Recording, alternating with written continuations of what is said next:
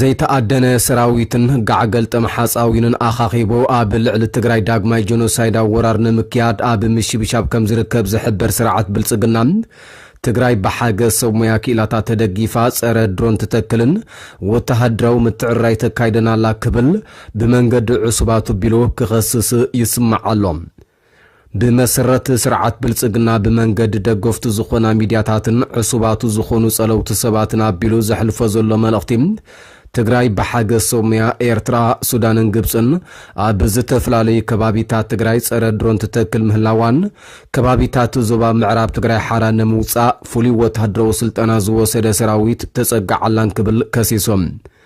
نوعل بريتوريا بمتحاس عدم سلطان بريزيدنتነት ግዚያው መምሕዳር ብምንዋሕ ቤናው ውሳኔ ዝወሰደ ስርዓት ብልጽግና ኣብ 2020 ኣብ ልዕሊ ትግራይ ዝኣወጀ ወራር ዘርኢ ምጽናት ክሳብ ሕጂ ብዕጽዋን ክልከላን ብምቕጻሉ ብኣማይታ ሸሓት ኣብ ግዚያው መዕቆቢ ስደተኛታት ትግራይን ማዓስከራት ሱዳንን ዝርከቡ ተጋሩ ንሞት ስቃይን ክቃልዑን ኣብ መረቦቶም ዘለዉ ውን ብሰንኪ ዝተኣወጀ ዕጽዋን ክልከላን ተፈጢሩ ብዘሎ ሕጽረት ማሕበራዊ ኣገልግሎታት منأسي إغرنا بزمرحم كسددون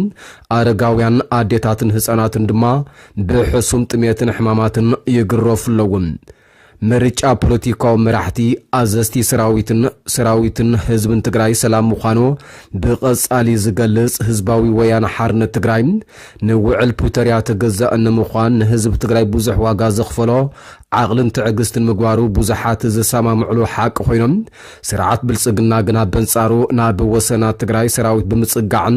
ኣብ ሰማያት ትግራይ ድሮናት ብምዝምባይን ተኽታኺ ወታደራዊ ምንቅስቓሳት ከካይድን